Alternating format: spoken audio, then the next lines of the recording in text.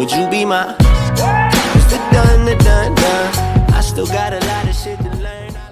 Ruang Geo. Pada kali ini kita akan membahas tentang litosfer, yaitu dinamika litosfer dan dampaknya terhadap kehidupan. Kita tahu ya bahwa yang namanya sesuatu itu pasti ada dampaknya, apalagi di sini dampaknya terhadap kehidupan. Artinya tidak hanya kehidupan kita sebagai manusia saja, tetapi bagaimana dampaknya terhadap kehidupan binatang-binatang maupun tumbuh-tumbuhan yang lain. Oke, litosfer. Litosfer ini merupakan lapisan terluar bumi, di mana dia mencakup kerak bumi hingga mantel bumi. Nah, di sini yang perlu kita ingat adalah lapisan sederhana bumi itu ada 3. Yang pertama adalah dia sifatnya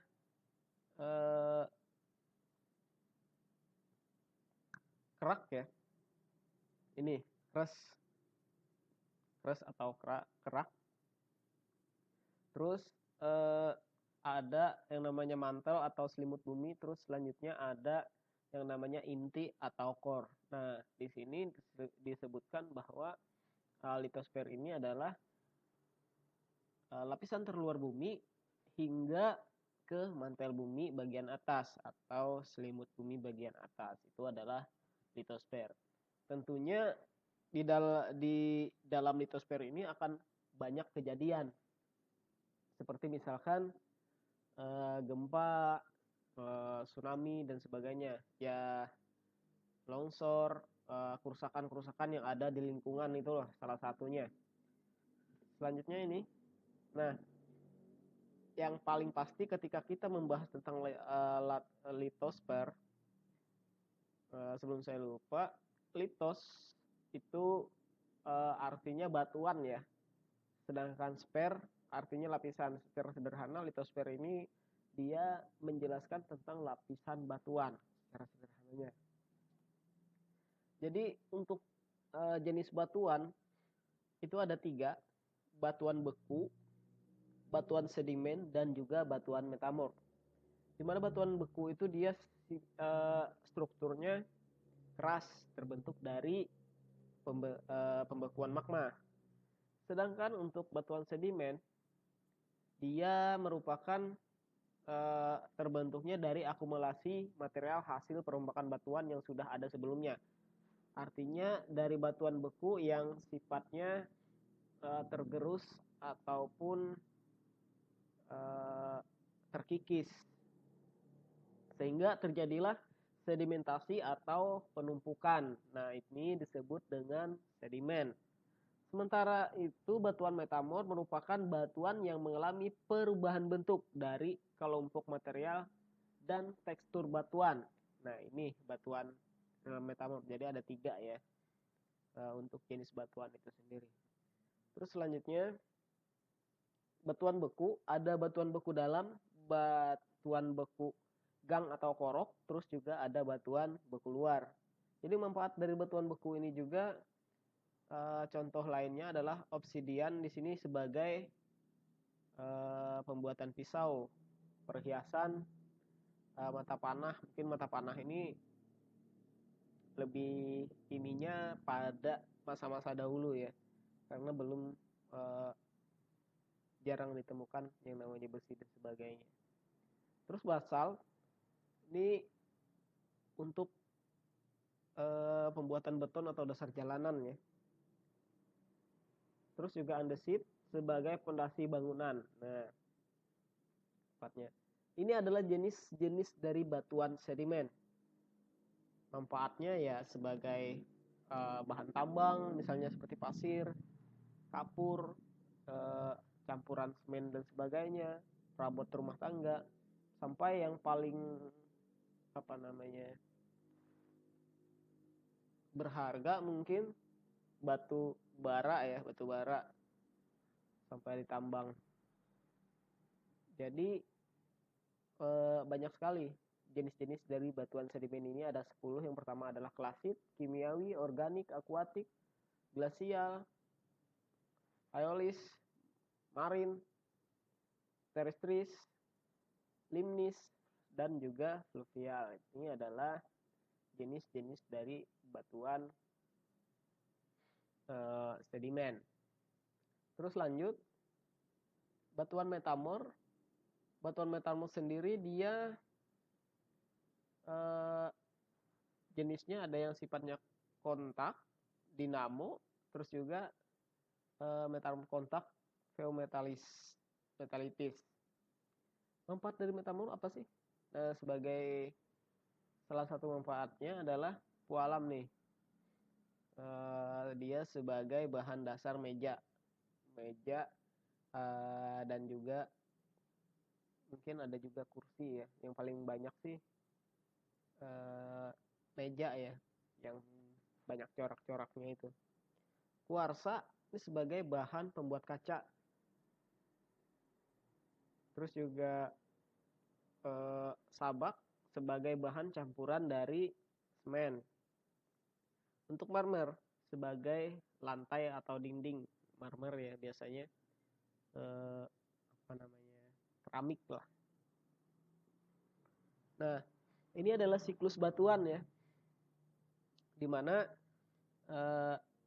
diawali dari magma yang sifatnya panas, terus mencair, membeku menjadi batuan beku. Terus adanya pelapukan atau erosi, jadi tanah, terus menumpuk, disebut dengan batuan sedimentasi, menimbun terus-menerus, terus mengalami pengerasan, jadi batuan sedimentasi tadi, terus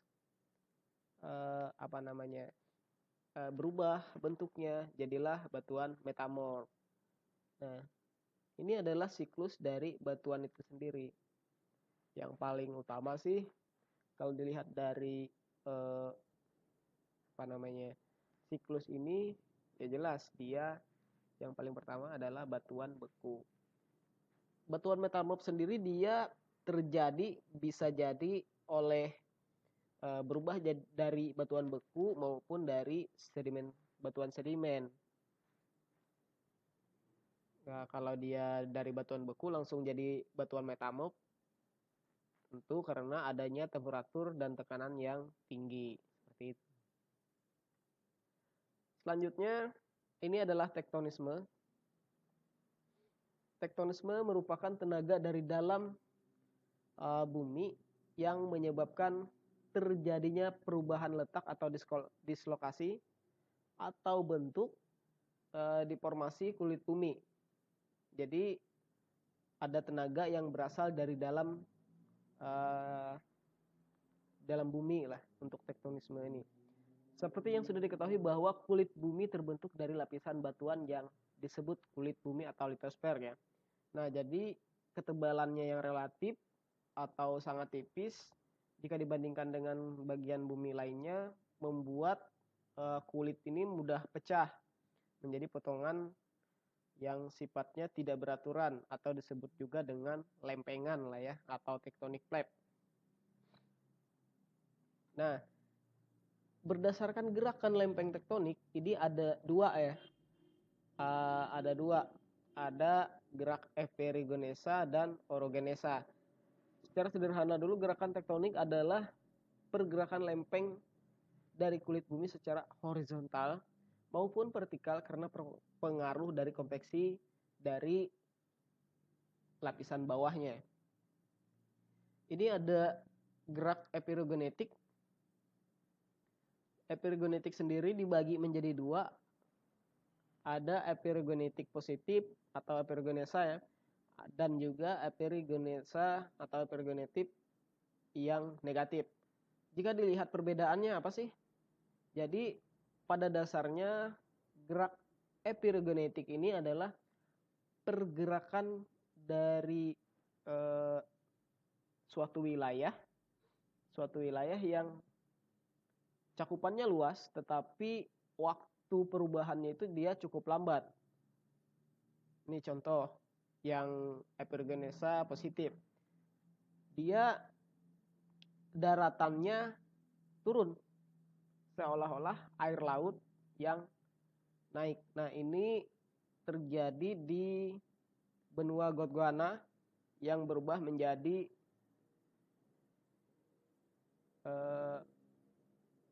samudra. Terus epigenesa yang negatif, dia daratannya naik, seolah-olah air lautnya yang turun. Nah, hal ini terjadi di Indonesia atau di Pulau Timur ya. Pulau Timur itu terjadi. Itu untuk epigenetik. Terus selanjutnya gerak orogenetik. Gerak orogenetik sendiri adalah proses pembentukan pegunungan. Proses ini meliputi luas areal yang relatif sempit dan dalam waktu yang relatif singkat, berbeda ya dengan epigenetik tadi. Kalau orogenetik ini dia waktunya singkat, wilayahnya juga cukup sempit. Nah, ini pembentukan pegunungan-pegunungan yang ada di bumi seperti misalkan Pegunungan Andes, Rocky. Nah, ini merupakan contoh yang terjadi untuk gerak orogenetik. Gerak orogenetik menyebabkan tekanan horizontal dan vertikal di kulit bumi yang menyebabkan terjadi dislokasi atau perpindahan letak kulit bumi. Nah, ini contohnya ada lipatan tegak, lipatan miring, lipatan rebah, lipatan menutup, dan sesar sungkup. Contohnya ya. Nah, sampai di sini. Terima kasih dulu untuk perhatiannya. Kita akan lanjutkan nanti. Ingat, yang perlu diingat adalah perbedaan antara orogenetik dan orogenetik. Oro dan eviro. Jadi terima kasih untuk perhatiannya. Jangan lupa subscribe untuk mengetahui materi-materi yang lainnya. Terima kasih. Assalamualaikum warahmatullahi wabarakatuh.